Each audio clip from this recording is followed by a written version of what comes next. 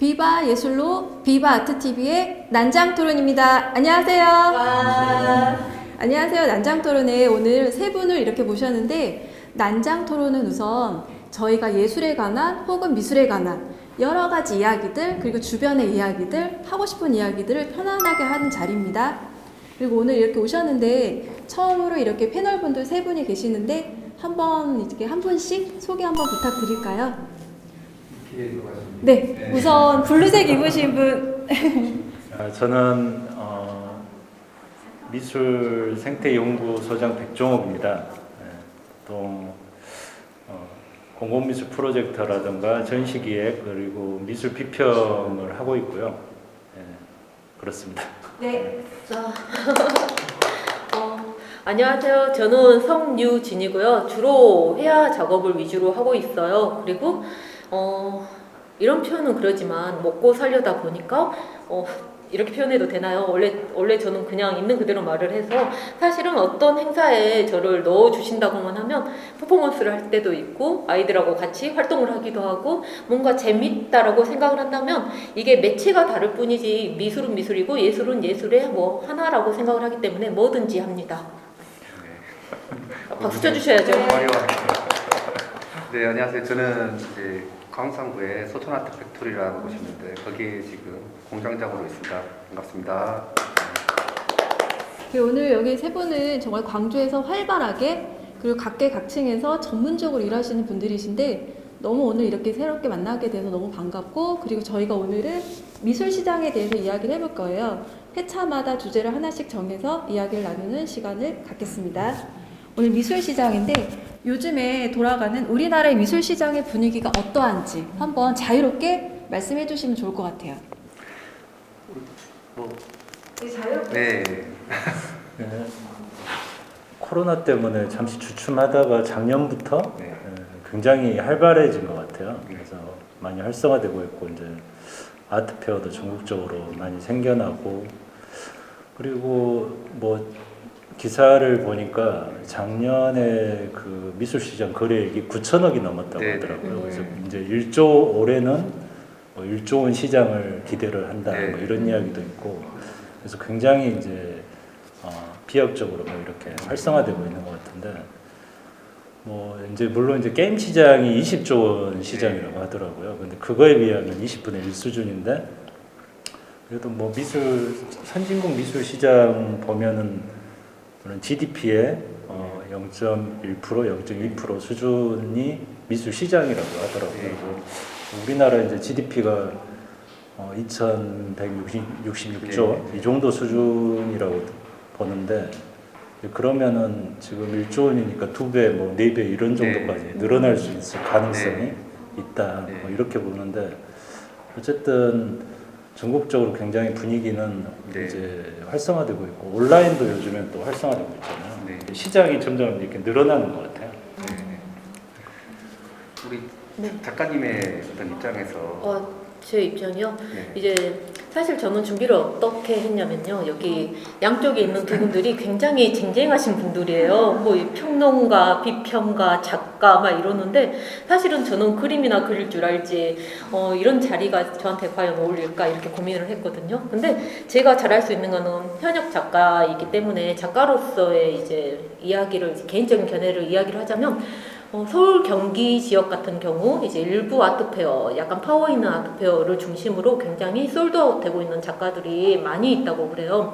제가 이제 서울 페어 같은 데서 전시를 했을 때 의외로 이제 좀 생각했던 것만큼의 좀 그런 것만큼 좀 기대치보다는 좀 못하게 될 때도 있잖아요, 원래 사람이란 게. 근데 그렇게 될 때도 있었는데 요즘은 분위기가 많이 달라졌다고 그래요. 왜냐면 예전에는 이제 프로필이라든가 학교라든가 이런 거 위주로 보면서 작품을 구매하는 성향이 있었다고 하면, 요즘 견해는 그냥 젊은 구매자층 있잖아요. 20대 내지 30대 이런 분들이 오셔가지고 페어에서 그냥 이제 정말 부담스럽지 않은 가격이라고 저는 이야기를 할게요. 시장이기 때문에 60만 원, 80만 원, 100만 원 선에 10호에서 20호 내의 소품이 생각보다 굉장히 거래가 잘 되고 있다고 하고요. 이게 이제 꼭 유명한 작가가 아니라 그냥 젊은 작가, 신진 작가 이런 작가들 위주로 굉장히 솔드아웃되고 잘 팔리고 있다고 그래요. 그래서 제가 이제 궁금하잖아요. 미술 시장의 경향인데 화랑은 어떠나, 왜냐면 중견 작가들은 아무래도 좀 무시할 수 없는 시장이잖아요. 그래서 화랑들은 여전히 좀 영향력이 있고 안정적인 중견 작가들을 선호하는 경향이 있고 잘 나가시는 분들은 여전히 계속 잘 팔리고 잘 나가고 있다고 그렇게 이야기를 들었어요. 이제 저도 이제 가끔 뉴스 이런 걸 보는데 제가 보기에도 굉장히 반가운 소식이고 고무적인 거는 게임이나 아까 게임 시장도 지금 굉장히 활성화되고 있잖아요. 웹툰이나 이런 시장도 미술의 하나잖아요. 저는 이제 만화 애니메이션과를 나왔기 때문에 이제 웹툰 시장도 이제 거론을 굳이 넣어주자면은 웹툰이 전 세계에서 우리나라가 1등이에요. 지금 매출이. 근데 물론 웹툰도 그러지만은 미술 시장이 코로나 이후로 굉장히 빠르게 상승 곡선을 이루고 있다라고 그래요. 그런 점은 정말로 박수를 치고 싶고 작가로서 굉장히 기분이 좋은 거라고 생각을 합니다. 예, 맞습니다. 방금 말씀하셨듯이 그 작년 이후로 급격한 성장세거든요. 우리나라 국내 미술 시장이.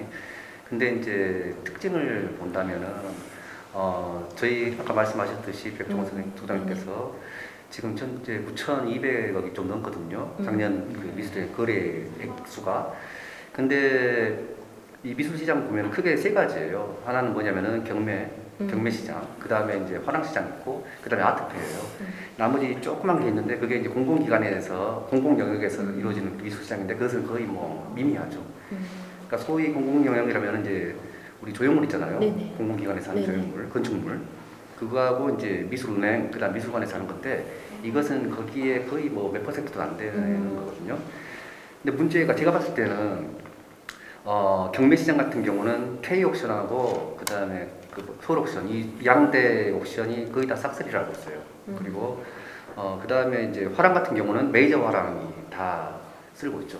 그러니까 경매 시장을 보면은 경매 시장이 제가 수치를 적어왔는데 작년 같은 경우에는 3,242억이 거래가 됐습니다. 근데 이 중에 대부분의 그 액수를 그 양대 옥션이 차지하고 있다는 거죠. 그리고 또 하나가 이제 제일 큰 시장이 바로 이제 화랑 시장이에요. 작년 같은 경우와 화랑 시장이 4,400억 정도 되는데 이것도 메이저 화랑들이 다 쓸고 있어요. 그러니까 이게 좀 문제죠. 그리고 이제 뭐랄까 그 아트페어, 아트페어가 1,543억 작년에 이렇게 됐는데 중요한 것은 뭐랄까 고가 유지의 작품들. 그러니까 제가 찾아봤더니 출처는 이제 K아트 마켓이라는 곳이 있어요. 홈페이지 가면 거기에서 제가 봤는데 약 그 6천만 원 이상의 고가의 작품들이 69% 정도 되고 10억 이상이 19.4%.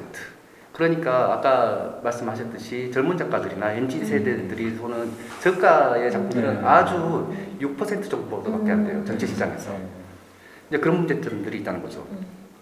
그래서 미술 시장이 확대되고 뭐랄까 미술품의 거래량이 늘었지만 그럼에도 불구하고 MZ 세대들이 사는 그리고 또 일반 작가들이 그 시장에서 살아남을 수 있는 그 틈 좁다 이렇게 저는 생각합니다. 그렇죠. 그런 면이 있죠. 근데 이제 그런 것도 있는 것 같아요. 이제 요즘 보면은 미술 시장에 대한 기사를 검색하면 엄청나게 많이 나오거든요. 근데 그게 일종의 이제 간접 광고죠. 그러니까 사실은 이제 뭐 광주뿐만이 아니라 뭐 모든 지역이 그렇지만 실제로 우리 주변에서 미술품을 구입하는 사람들이 드물잖아요. 물론 저도 이제 몇 분들이 이렇게 간혹 연락이 와서 이 작품 샀는데 어떠냐 이렇게 물어보시는 분도 있어요. 그러면 잘못 샀다 이렇게 말을 못하죠. 근데 어쨌든 사실은 뭐 주변에 많은 사람을 알지만 그렇게 미술품을 이렇게 쉽게 구매하는 분들은 적단 말이죠. 근데 그런 것 같아요. 근데 어쨌든 구매하려는 사람은 많지는 않지만 시장에서는 계속 뭔가 시장이 열리고 있단 말이죠. 근데 사실 이게 굉장히 모순이에요. 왜냐하면 대부분 뭐 어떤 시장이 형성된다는 것은 수요가 있기 때문에 예. 그걸 팔려는 사람도 생기고 이러는데 네, 네. 미술 시장은 희한하게도 팔려는 사람은 많은데 수요는 별로 없어요. 네. 그게 이제 사실은 이제 자본주의 네, 네. 어떤 그런 시스템으로 보면은 별로 안 맞는 거죠. 수요 네, 공급. 네. 근데 그렇지만은 이제 또 자본주의의 특기가 그거잖아요. 없는 욕구도 그렇죠. 네. 만들어내는, 네. 자극해서 네. 이렇게 불러내는 그런 거기 때문에 요즘 뉴스들 보면 미술 시장에 대해서 굉장히 막 이렇게 뭐랄까 분위기를 띄운다고 네. 해야 되나 일부러 좀 더 그러는 네. 것도 있고 또 이제 그 엔터테이너들 뭐 유명한 연예인들이 네, 네, 네. 좋아한다고 하면은 거기에 또 이렇게 좀 네. 분위기를 편승하게 하고 네. 그런 분위기를 만드는 분위기 이렇게 느낌이 좀 있어요. 네. 그래서 어찌됐든 간에 그렇지만은 어찌됐든 간에 썰렁하게 뭐 유명한 사람 몇 사람만 칼리고 그러는 것보다는 네. 분위기는 또 네, 좋아졌다라고 이제 볼 수 있는 거죠. 그렇죠. 우리 저요? 네. 저요?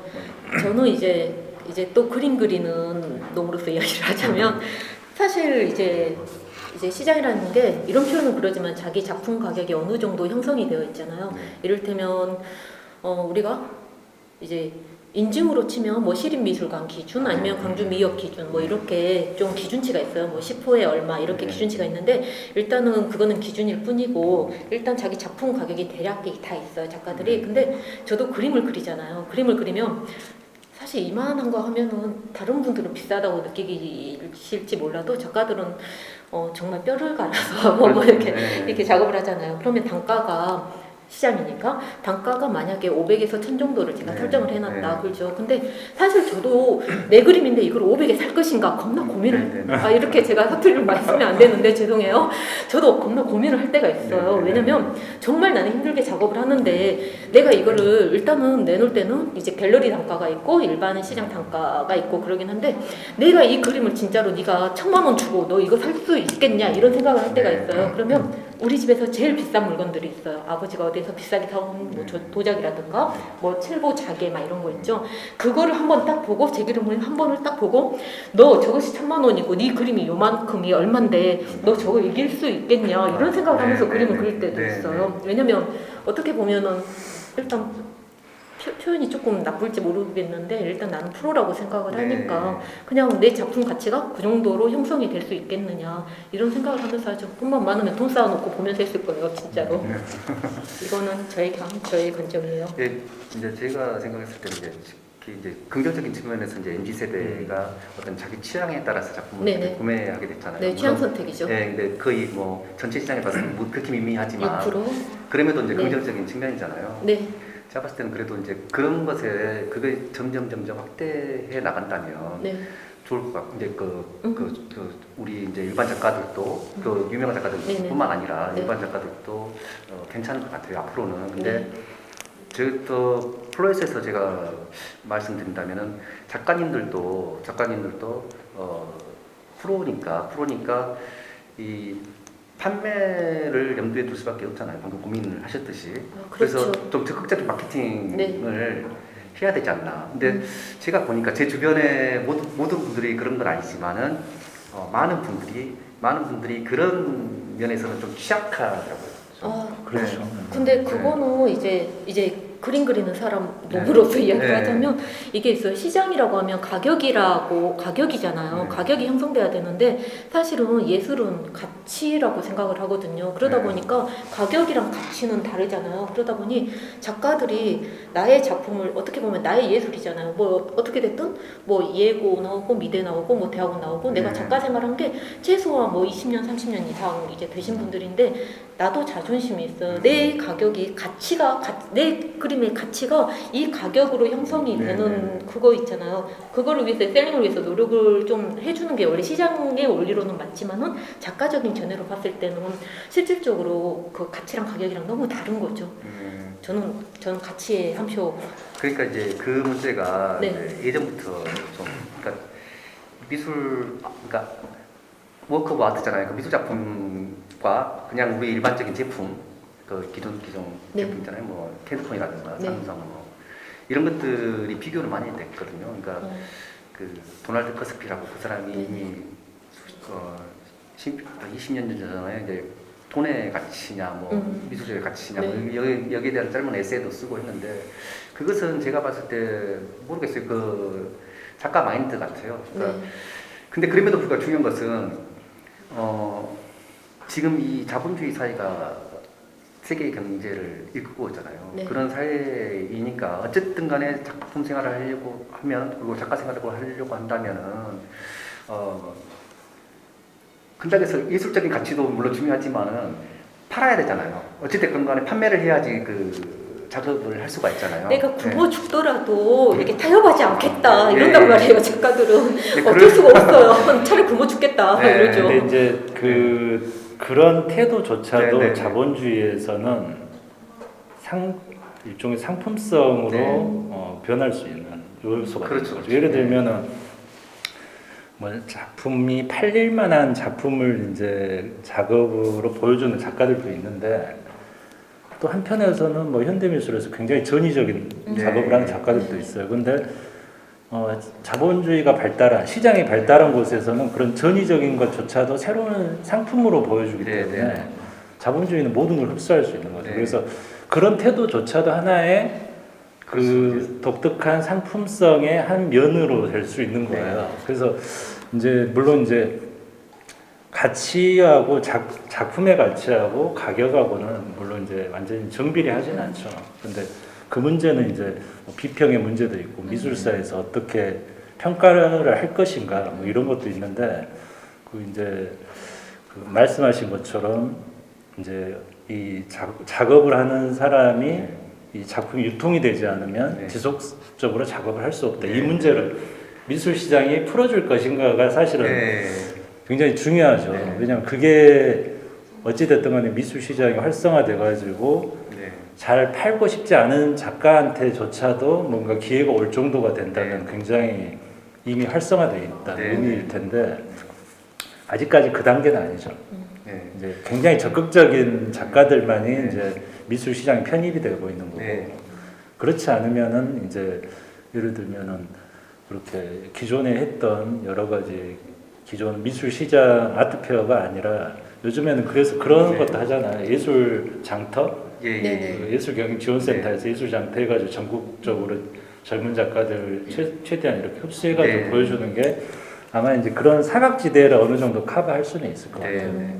그래서 그러니까 그 아까 제가 마케팅 그 적극적인 마케팅이 네네. 필요하다는 것이 뭐냐면은 꼭 그러니까 자기의 작품을 자기가 만드는 작품을 꼭 상품이라고 생각하지 않더라도 그 돈에 뭐 이렇게 하지 않더라도 나는 아까 우리 선생님께서 말씀하셨듯이 난 그런 것에 연연하지 않는 작품을 제작해 네. 라는 것을 알릴 필요가 있다는 거죠. 그러니까 적극적으로 그래야지. 그러니까 그런 것이 제가 봤을 때는 넓은 의미의 마케팅인 것 같아요. 장터도 마찬가지고 장터에서도 그 사람이 이런 작가가 있구나라는 것이 알려져야지 그런 예술 장터나 이런 데서 그 작가를 알고 이렇게 데리고 올 거 아니에요. 그러니까 그런 좀 적극적인 마케팅이. 근데 네. 그런 게 분위기일 것 같아요. 네. 지역의 분위기일 수도 있는데 이제 네. 이야기가 뭐 한국 미술 시장에서 광주로 이제 네. 가는 것 같은데 이제 바로 그 개인의 작가의 이야기로 건너뛰기보다는 어차피 환경이 이제 네.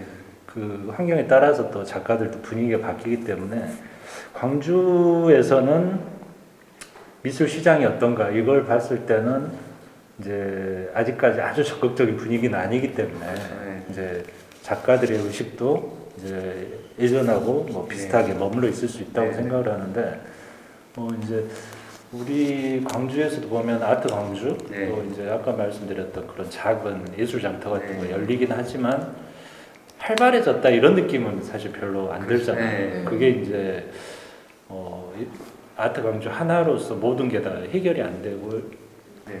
평소에 뭔가 그런 갤러리라든가 상업 갤러리라든가 이런 것들이 많이 이렇게 활성화되고 네. 있다면은 또 문제가 다를 텐데 그렇지는 않은 것 같아요. 광주는. 네. 저보다 광주를 더 잘 아시잖아요. 말씀을 네. 해보시면. 그러니까 그 지금 화랑 말씀하셨지만 광주에 있는 화랑들도 좀 그런 면에서 저는 이제 연장선상에서 본격적인 마케팅이 있어야 된다고 어렵죠. 본다는 거죠. 그러니까 작가뿐만 아니라 작가도 그런 의식도 있어야 되고 더해서 광주에 있는 몇몇 이제 화랑들이 있는데 이런 갤러리들이 그런 서울 쪽 보면 정말 치열하게 하잖아요. 좀 그런 것들 좀 이렇게 흡수해서 좀 이렇게 자기 화랑도 알리고 자기 전속 작가들도 알리고 그러니까 예를 들어서 어디 어떤 A라는 화랑이 있다면은 그 언제 어디서나 어떤 고객이 있을 경우를 대비해서 자기 그 작가들 자기가 그 전속 작가는 아닐지라도 작가풀을 작가풀을 그 해년마다 업데이트해가지고 그 리플렛 같은 거를 준비를 계속 하고 항상 그 작가에 대해서 인지해가지고 소개하고 언제 어디 때나 이게 이렇게 할 수 있는 준비가 돼야 된다고 저는 보거든요.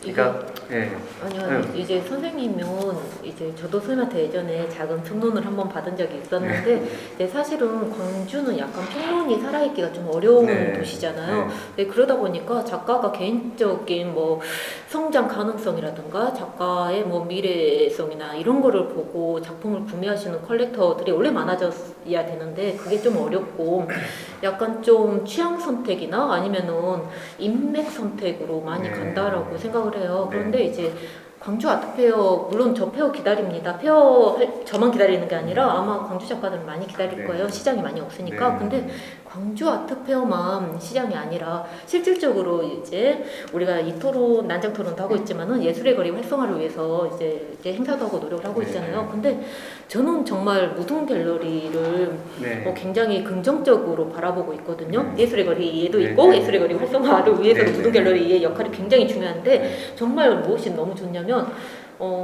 항상 이제 10월달 정도에 소품전이 있어요. 30만 원 소품전. 그러면 가치 투자고 인맥 투자고 다 필요 없어요. 내 취향하고 상관없이 나의 인력풀하고 상관없이 왜냐면 난 작가 입장으로 봤을 때 그 화랑들에게 기대를 많이 하지 않아요. 광주 작가들은. 왜냐면 몇몇 선택된 작가들만 약간 좀 좋을지 모르나? 작가가 얼마나 많은데요. 그쵸? 근데 저도 무등 갤러리에서 정말 평소에 너무 갖고 싶었던 작가 작품인데 사실은 제 주머니에서도 뭐 몇백 이렇게 나오긴 힘들어요. 하지만 30만 원짜리 소품은 너무나 감사하더라고요. 근데 그런 게 예술의 거리 활성화와 그리고 광주 미술시장 활성화 그리고 이를테면 취향이나 가치하고 상관없이 이런 것들이 많이 활성화가 되면 좋겠고 그냥 이번 이 토론과 뭐 행사를 위해서 예술의 거리의 행사를 이제 시점으로 더욱더 무등 갤러리와 이쪽이 예술의 거리가 활성화되기를 개인적으로 바랍니다. 그러니까 아주 좋은 말씀. 제가 너무 저 혼자서 뭐 하고 싶은 걸 다 하는 거 아니에요, 진짜? 너무 그 지금 대화가 너무 심도 있게. 제가 제일 부족하죠. 제가 끼어들 수가 없을 정도로 갑자기 자연스럽게 넘어가고 있어서 주제가. 오늘 근데 각계각층에서 오신 정말 대표 주자 같으십니다. 제가 좀 말 좀 근데 줄여야 되는데. 그런 건 한번 생각을 해보셨어요? 어떤 거? 아니 광주에서 어쨌든 작품이 많이 팔리려면 수요가 있어야 되잖아요. 그런 거에 대해서는 어떻게 생각하세요? 수요. 광주는 그렇죠. 제가 지금 제가 생각했을 때는 그 수요처가 그 타 도시 특히 이제 서울이 이제 중심이잖아요. 이 미술 시장에서 그다음에 부산을 했는데 그런 수요가 좀 부족한 것 같아요. 특히 광주 같은 경우는 그러니까 특정 이제 예를 들어서 광주 시립미술관 여기서 이제 일단 아트페어에서 일정 부분을 좀 그렇죠. 판단하고 있지 않습니까? 너무 그런 것들 일정한 금액을 사주는 거죠. 그런 것들에 너무 편중돼 있지 않나. 이것을 이제 그래서 제가 아까 이게 좀 마케팅이랑 좀 연결이 되는 건데 좀 그 행정적인 측면에서도 그 예를 들어서 시립이나 아니면 그 기관에서 할 때 이제 꼭 어떤 금액을 투여하는 것도 일정 부분을 작품을 구매하는 것도 중요하지만은 저는 좀 더 본질적으로 이 미술 시장이 살아날 수 있게 어떤 자생력을 갖출 수 있게끔 예를 들어서 화랑이나 작가들이 스스로 자기들이 이렇게 살아남을 수 있는 환경을 만들어 주는 것이 중요하다고 봐요. 작품 딱 구입하는 것은 거기서 끝나잖아요.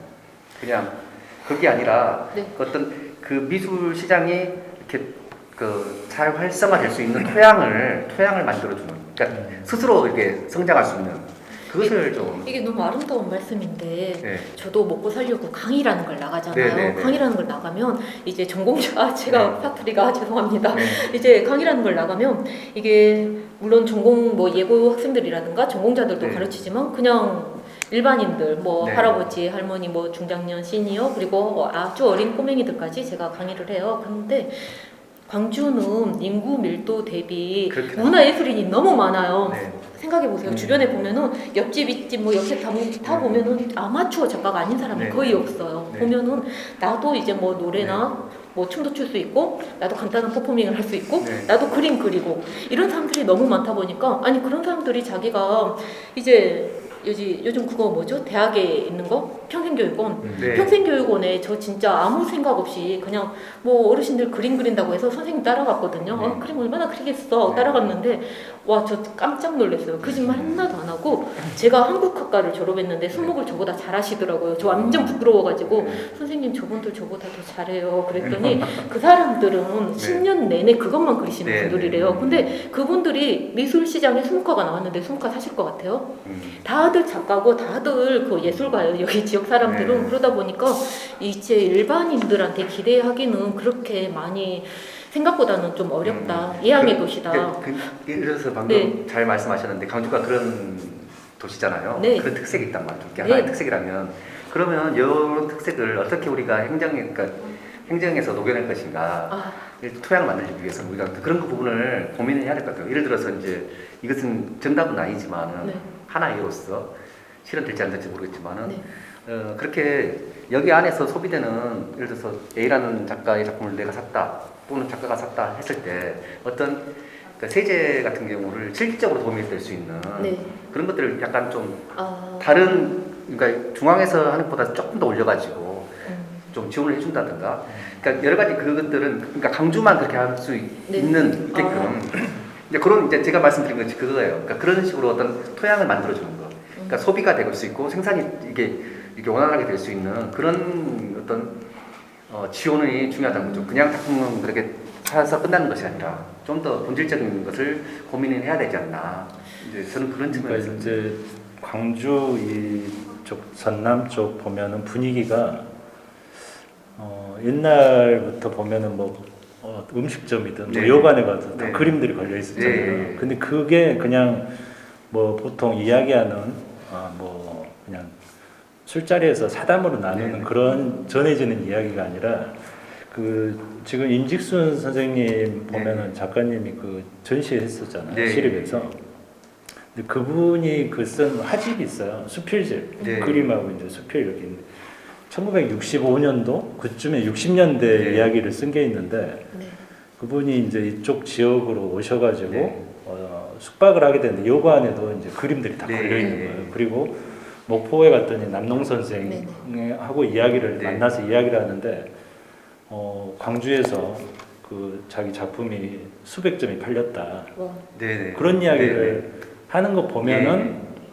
그걸 쉽게 말하면 욕구가 있는 거죠. 네. 미술에 대한 욕구 네. 이런 것들은 굉장히 잠재되어 있는 것 같아요. 네. 근데 그게 이제 일종의 동양화 시장이잖아요. 네. 근데 현대 미술로 넘어오면 그게 없단 말이죠. 네. 일종의 저는- 딱 끊어져 버린 것 네, 같아요. 네. 저는 저희 선생님한테 약간 다른 걸 들었는데요. 네. 저는 이제 한국화 한국화도 전공을 했습니다. 애니메이션도 네. 전공을 했지만 저희 선생님들이 이거는 이제 개인적인 견해입니다. 개인적인 견해인데 광주 미술판이 개판이 된 이유가 있대요. 이거는 다 선배들이 잘못한 거라고. 이렇게 말하면 저 진짜로 그 밑에 개인적인 견해라고 꼭 써주셔야 돼요. 이게 뭐가 있냐면 아까쯤에 말씀하셨잖아요. 동양화가 굉장히 잘 팔리고 여기 몇백 점이 뭐 여기 소정 뭐 이렇게 팔리고 뭐 소유를 하고 있다 이런 데 있잖아요. 실질적으로 동양화가 굉장히 어려운 그림이에요. 네. 이게 우리 그 유명한 뭐 여기 뭐 영화 이런 거 보면 이러잖아요. 동양화는 살리기가 어렵고 서양화는 베끼기가 어렵다고. 네. 그렇죠. 베끼기가 어렵다고. 동양화는 정말로 숙달된 장인이 일필휘지를 하잖아요. 우리 많이 그러잖아요. 한 번에 샥샥샥 그리는 거. 네. 이런 이럴 정도가 되잖아요. 그럼 앉은 자리에서 진짜로 10장이고 20장이고 막 그릴 수가 있어요. 그러면 가격이라는 게 형성이 있어요. 수요하고 공급이 있다 했잖아요. 가격이 형성되는데 이렇게 막걸리 한 잔 먹으면서 이렇게 그리고 기생치마에다가도 이렇게 그리고 한 잔이 얼마씩 여기 탁탁 다 날린단 말이에요. 이게 아마 80년대 전까지만 해도 굉장히 잘 팔리고 많이 팔리고 이제 되게 부자로 많이 사셨다고 그래요. 그런데 이미 그 그림들을 가지고 계셨던 분들이 그림값이 오를 거라고 이제 이렇게 좀 이제 좀 희망도 가지시고 그런 분들이 나중에 보니까 이 그림이 재화 가치가 없더라. 그렇죠. 이렇게 생각을 하셔요. 근데 그 분들이 그 후에 나온 그림을 사지를 않아요. 네, 그래서 이거는 이제 여담이지만 저희 선생님들이 다 너그 선배가 잘못했다 그러시더라고요.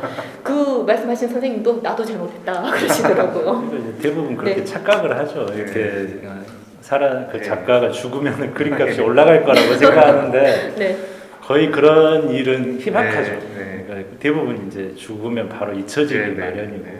그래서 저는 어떻게 죄송해요. 아니야. 그래요? 그래서 저는 죽고 나서 훌륭한 작가로 인정받고 싶지 않고요. 사는 동안에 밥은 먹는 작가가 되고 싶더라고요. 그러니까 이제 사실은 그렇게 이제 죽어서 인정받는다는 것은 네. 그 사람이 없더라도 작가가 없더라도 그 주변 사람들이 그 작품을 보관하고 평가하는 작업을 해주고 네. 계속 뭔가가 그 기획이 이루어져야만 네. 이 미술사에 남는 거예요. 네. 근데 사실은 그런 작가가 몇 명이나 되겠어요. 그렇죠. 굉장히 희박하죠. 거의 없습니다. 그러니까 그렇게 미술사에 남을 정도가 돼야지 그림값이 오른다는 것을 일반 사람들이 이제 이해를 못하고 그냥 작가는 죽으면은 그림값이 오를 것이다 이렇게 이제 말들을 하는 거죠. 저도 하나 봤는데 청경자 선생님 있잖아요. 우리가 보기엔 미술사에 겁나 나무셨을 것 같은 선생님. 그분의 이제 자녀분들이 부산대학교에 그 그림을 기증을 했어요. 근데 거기에서 작품을 제대로 보관을 하지 않은 거예요. 그래서 이제 유족들이 항의를 했을 거 아니에요. 항의를 했더니 이미 기증을 받았던 거고 우리는 이걸로 우리 역할이 끝났다는 식으로 나와서 유족들이 반환 소송을 또 걸었어요. 이제 약간 그 정도 이름이 있는 작가분들도 이렇게 사후 처리가 제대로 안 돼버리니까 사실은 이제 이것도 이제 저는 작가의 견해요. 여기 작가분들이 사실은 나이가 들면 들수록 내 그림을 어떻게 보관을 해야 되느냐 이게 속된 말로 다 쓰레기가 되는 거 아니냐 이런 식으로 이야기하시는 분들도 많더라고요. 근데 이거는 정말로 평론가 분들이나 기획자 분들이나 이렇게 좀 컬렉터나 화랑 분들이 신경 쓰셔서 좀 관리도 해주시고 그럼 참 좋을 텐데. 근데 아까 이제 이야기가 조금 끊겼는데 그 이쪽 이제 쉽게 말해 광주나 전남 지역의 그런 분위기, 미술을 좋아하고 어쨌든 미술이라는 걸 좋아하고 그런 쪽에 욕구가 있는데 왜 끊어졌을까 이런 생각을 한번 해봤던 적이 있었거든요. 저도 어렸을 때 집에 뭐 그림들이 많이 걸려 있었고 그러는데 근데 왜 현대미술 쪽은 좋아하지 않을까?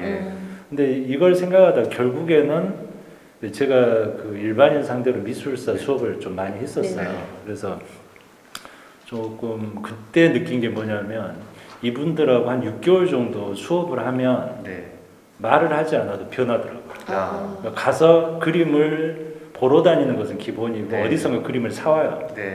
이런 그림을 샀다고 말하기도 하고 관심을 갖게 되더라고요. 그 이제 그런 거 보면은 교육이 굉장히 중요하구나. 미술사에 대한 뭐 이렇게 자꾸 소개하고 이런 것들이 있다라고 본 사람들과 전혀 접하지 못한 사람 차이가 많다는 거죠. 그러니까 그 아까 선생님께서 말씀하셨듯이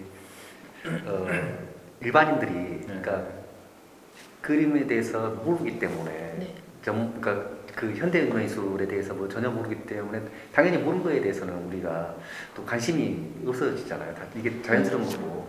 그래서 이제 그 말씀하셨듯이 그냥 여러 형태의 어떤 교육이라고 할까요?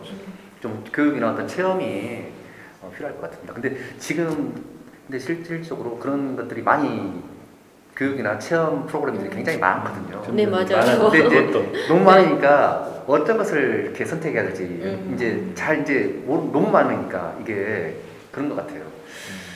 어쨌든 간에 뭐 일반인들이 관심 있으신 분들은 조금씩 늘어나고 있는 것 같더라고요, 보니까.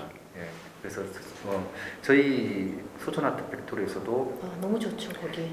좀 이렇게 좀 개설을 해달라 그 교육 프로그램을 그래서 그림 그린 강좌 같은 거 이런 것들도 꾸준히 들어오거든요. 그래서 모르겠어요. 하반기 때나 저희들도 좀 개설을 할까 하는 거든요. 저 예전에 거기서 강의했어요. 아 예. 이제 소천은 일단 제하고 일단 이야기를 미술시장만 좀.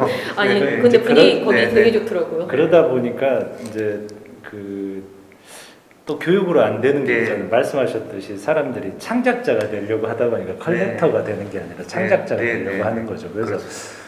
이제 그냥 일반적으로 접근을 하면은 돈이 된다라고 네. 하면 사람들이 또 관심을 갖는 거죠. 미술품에. 네, 네, 네. 그러니까 요즘 투자를 네. 개념으로 미술품에 접근을 하잖아요. 네. 이걸 샀다가 일정 기간 지나면 뭐 되팔면은 뭐 펀드처럼 네. 이렇게 하고 네.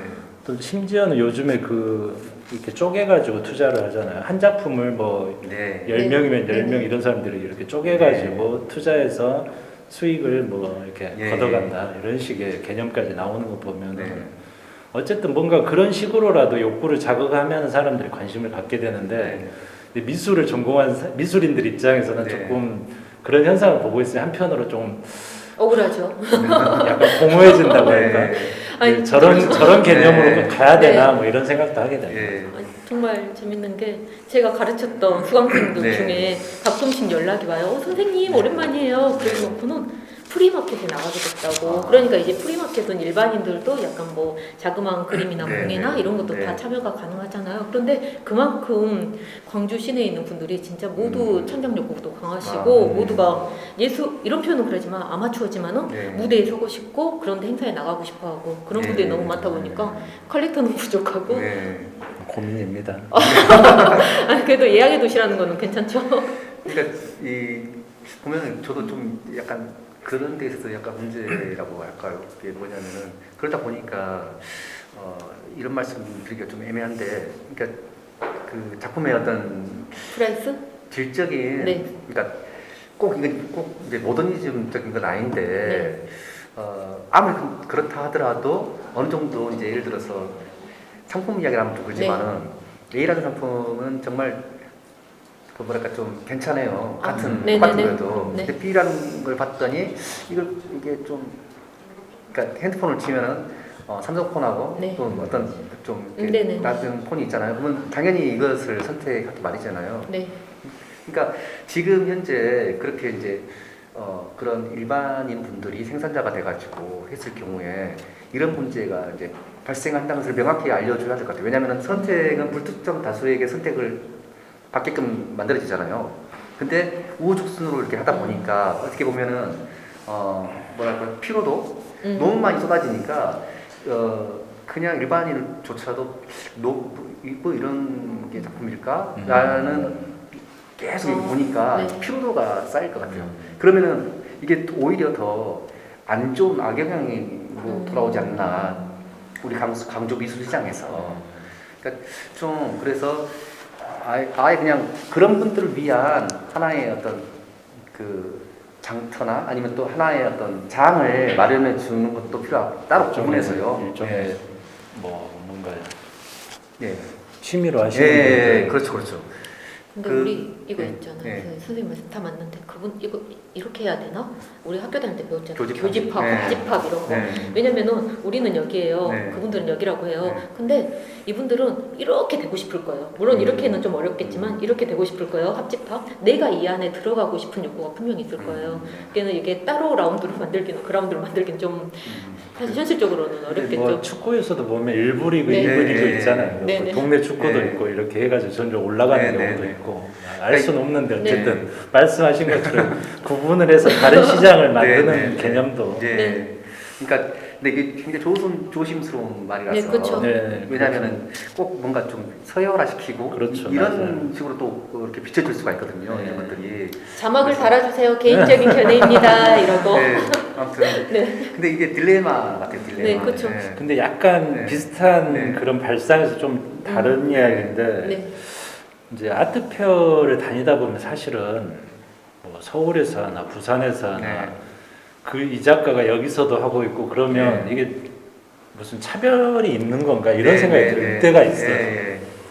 광주에서도 아트페어를 하는데 다른 뭐 서울이나 부산하고 네. 뭐가 또 다른 건가 이 생각을 하면 네. 분명히 어떤 차별화된 게 있어야지 네.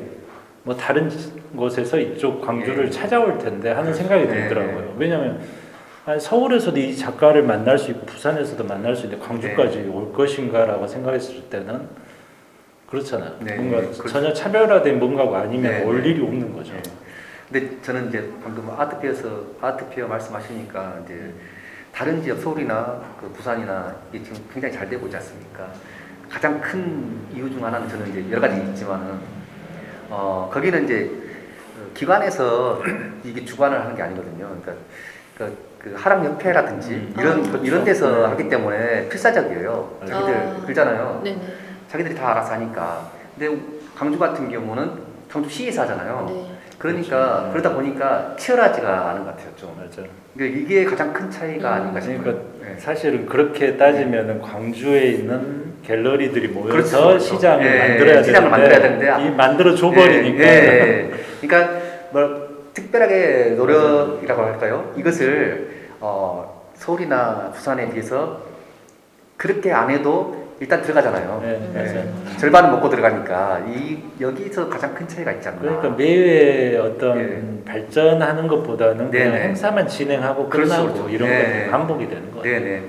그러니까 점점 전년도에 대한 만약에 전년도 행사가 있었다면은 네. 전년도에 대한 신랄한 뭐랄까 비판이나 이런 평가, 정확한 객관적인 데이터를 갖고 이렇게 해야 되는데 좀 그런 면에서 약간 상대적으로 좀 차이가 있지 않나. 또 한때는 모 미술 단체가 네. 운영을 해서 막 네, 말도 네, 많았잖아요. 네, 네, 네. 그러니까 말씀하신 대로 이게 시장이면 시장에서 활동하는 분들이 해야 그렇죠. 되는데 네. 그냥 미술 단체가 한다거나 네. 뭐 기관 주도로 해버리면 사실 그렇죠. 좀 맥이 빠지죠. 그러니까 이게 미술 아트페어, 그러니까 미술 시장 아트페어라는 것은 아트 마켓이잖아요. 미술 네. 시장. 그러니까 거기 시장 논리가 적용이 안 돼 버린 거죠. 그러니까 이 정부가 네. 주도하는 시장이 돼 버리니까 선생님, 네. 제가 이제 네. 제가 2013년도부터 2021년도까지 몇 년인가요? 3, 4, 5, 6, 7, 8, 뭐 11, 9년? 네. 9년 동안 제가 광주 아트페어를 계속 나왔어요. 그래요? 네, 저는 대학원을 그때 다녀서 2013년도부터 작년까지 꾸준히 나갔고 네. 올해도 낼 계획인데 네. 제가 9년을 꾸준히 나왔잖아요. 네. 갤러리로도 나오고 네. 이제 개인 작가로도 나오고 물론 맞는 말씀인데 실질적으로 활용들 못해서 네. 모아서 이렇게 아트페어 만들라고 하면 될까요? 그래서 네, 그런 건데 이제 작가적인 입장으로서는요 광주 아트페어를 굉장히 기다려요. 저도 네, 마찬가지고 네. 왜냐면 개인 부스를 주는 아트페어가 아마 없을 네. 거예요. 제가 알기로는 개인 부스 굉장히 비싸죠. 제가 부산 아트페어랑 서울이랑 이게 다 네, 이제 나가본 네. 결과 개인 부스가 기본적으로 200~300 정도예요. 작가 네. 1인이. 가격 시장이니까 가격 그냥 오픈해도 되잖아요. 근데 이제 200~300 정도인데 저는 이제 부산 아트페어 같은 경우는 초대를 받았어요. 근데 그 부스가 200이 넘는 부스더라고요. 솔직히 작가 개인이 그렇죠. 저도 작업을 하지만 네. 그림 한 점 팔면 200은 벌지만은 근데 여기서 중요한 거는 작가 개인이 200~300을 들여가지고 여기 나가기가 쉽지가 않아요. 네. 사실은. 그렇죠. 근데 광주 아트페어 같은 경우는 지원을 받았기 때문에 일반 개인 작가는 네. 50만 원 선에서 나갈 수 네. 있는 거예요. 그러다 보니까 광주에서 활동하는 작가들도 이 아트페어 시장을 굉장히 기다리고 있는 거고 네. 이제 광주를 기반으로 작업을 하지는 않지만은 저기 네. 서울에 있는 작가들이나 뭐 제주도에 있는 작가들 그분들도 네. 광주 아트페어를 굉장히 기다리고 네. 항상 접수를 하고 막 그러고 있다라고 생각해요. 그래서 단점도 많지만 개인 작가 위주로서는 굉장히 고무적이라고 봐요. 저는. 그래서 이제 저는 좀 더 거기에 네. 대해서 좀 연구를 맞아요. 그러니까 제대로 된 그 연구를 해서 점차적으로 좀 네. 발전된 그런 식으로 가면 좋겠다는 생존하시는 분들이 그런 거를 굉장히 잘해주시면 저희야 감사하죠. 우린 네. 그림 그리는 사람들은 사실은 좋은 판이 깔아주기를 바라는 거지 네. 내가 그런 것까지는 신경을 쓸 수 그렇죠. 없으니까. 그러니까 그리고 왜냐면은 그러니까 좀 저도 사드리스 했습니다. 죄송해요. 아싸리 그러니까 아싸리 지원하려면은 네.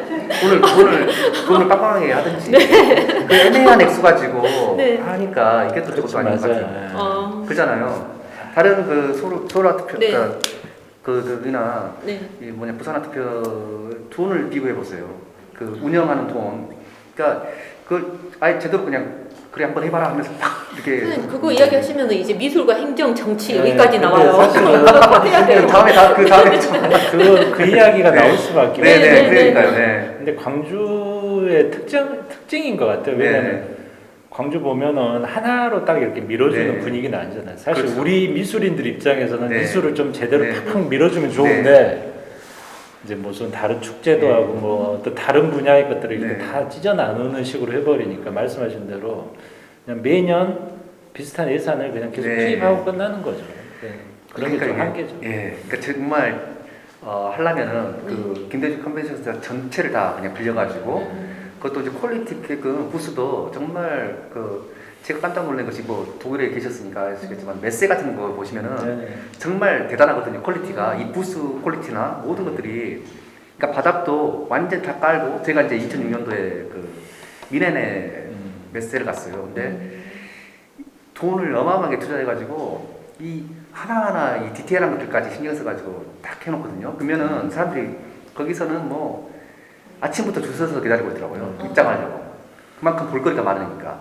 그런 식으로 아예 그냥 몇십억 그냥 쏟아가지고 지원을 할 바에는 그렇게 해야지 찔끔찔끔 이런 말을 하면 좀 그렇지만은 그런 것들은 좀 아무런 좀 뭐랄까 영향이 없다. 저는 좀 개인적으로 그렇게 생각합니다.